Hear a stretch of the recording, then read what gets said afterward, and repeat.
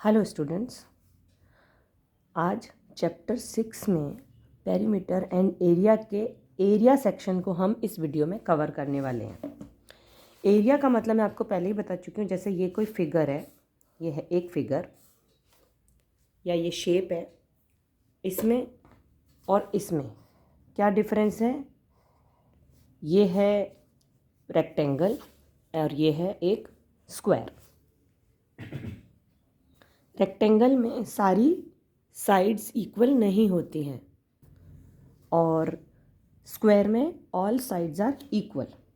तो हमें इन दोनों का एरिया निकालने के लिए अलग अलग फार्मूले की ज़रूरत पड़ेगी। इसके जो बॉर्डर एरिया है, बॉर्डर जो है, उन सबको ऐड कर दीजिए तो आता है पेरीमीटर। लेकिन अंदर का जो पार्ट है ये बॉर्डर नहीं है, ये अंदर का पार्ट है।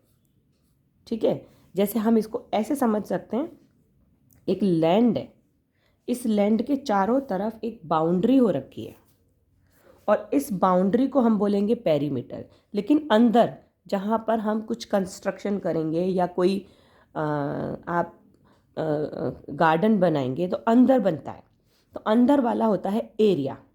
ठीक इसी तरीके से उस गार्डन का या बिल्डिंग का या किसी भी कंस्ट्रक्शन का आप अंदर करते हैं, बाहर हम बॉर्डर्स बनाते हैं यानी बाउंड्री बनाते हैं।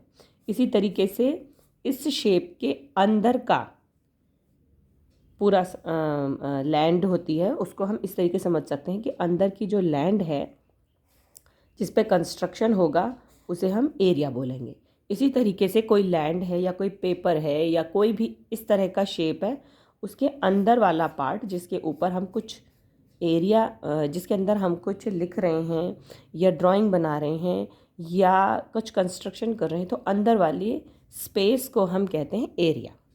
ये सबका क्लियर हो चुका होगा। और ये है हमारे पास तीन शेप्स, ये रेक्टेंगल है, ये स्क्वायर है, ये ट्रायंगल है। इन्हीं तीनों की एरिया का फॉर्मूला अलग अलग होता है। सबसे पहले हम बात कर रहे हैं रेक्टेंगल का एरिया क्या होता है। तो एरिया ऑफ अ रेक्टेंगल क्या होगा? ये इसकी लेंथ होती है, ये है पूरी लेंथ जिसको मैंने थोड़ा डार्क कर दिया है। ठीक है, पहले इसको लेंगे, दिस इज़ कॉल्ड एल, और इसको हम कहेंगे ब्रेड्थ, ये यहाँ से यहाँ तक। ठीक है, ये हो गया ब्रेड्थ, इसको हमने किया इनटू। ठीक है, तो ये हो गया एल, ये हो गया ब्रेड्थ, इसको हम इनटू कर देंगे, ये हमारा फार्मूला बन गया, यानी मल्टीप्लाई कर देंगे। ठीक है, इसी सेम तरीके से हम स्क्वायर का भी एरिया फाइंड आउट करेंगे। इसकी भी लेंथ लेंगे, ये वाली लेंथ, और ये वाली इसकी ब्रेड्थ, ये वाली। ठीक है, लेकिन क्योंकि इसकी लेंथ और ब्रेड्थ दोनों इक्वल हैं, ठीक है, तो ये स्क्वायर में लेंथ कुछ नहीं होता है, ब्रेड्थ कुछ नहीं होता है, ये सब साइड्स बोली जाती है क्योंकि सब इक्वल होती है। तो इसका फॉर्मूला थोड़ा सा इससे कैसे चेंज होगा? Area of a square. Area of a square क्या होगा? ये इसकी एल है, एल, और ये है ब्रेड्थ, तो दोनों को मल्टीप्लाई करना है। पर क्योंकि दोनों की लेंथ और ब्रेड्थ दोनों इक्वल लेंथ की होती हैं, इक्वल मेजरमेंट होता है इनका, इसीलिए हम इनको अलग अलग नहीं बोलते हैं, एल इंटू बी नहीं करते हैं, साइड इंटू साइड करते हैं, this side and into this side. क्योंकि ये दोनों साइड भी सेम है तो हम इसको बोल देंगे साइड स्क्वायर। अब स्क्वायर का क्या मतलब होता है वो मैं जब हम किसी सेम चीज़ को 2 टाइम्स मल्टीप्लाई करते हैं, ठीक है, साइड इंटू साइड, साइड का स्क्वायर, यानी हमने साइड को साइड से ही मल्टीप्लाई कर दिया। ये दोनों फार्मूलाज जो हैं वो सेम है। ठीक है, जैसे एल इंटू बी, ये एल ये बी इंटू कर दिया, इसी तरीके से इसकी साइड और साइड को इंटू कर दिया, तो फॉर्मूले में थोड़ा सा चेंज आ जाता है, मतलब वही है। ठीक है, यहाँ तक समझ में आ गया? इसी तरीके से हम ट्रायंगल का फॉर्मूला, ट्रायंगल के एरिया का फॉर्मूला भी यहाँ लिख देते हैं, एरिया ऑफ अ ट्रायंगल। क्योंकि ट्रायंगल की शेप थोड़ी अलग है तो इसका फार्मूला भी अलग होगा। वो कैसे? सबसे पहले हम एक ट्रायंगल ड्रॉ करेंगे, ये रहा ट्रायंगल, इसकी हम हाइट क्या है?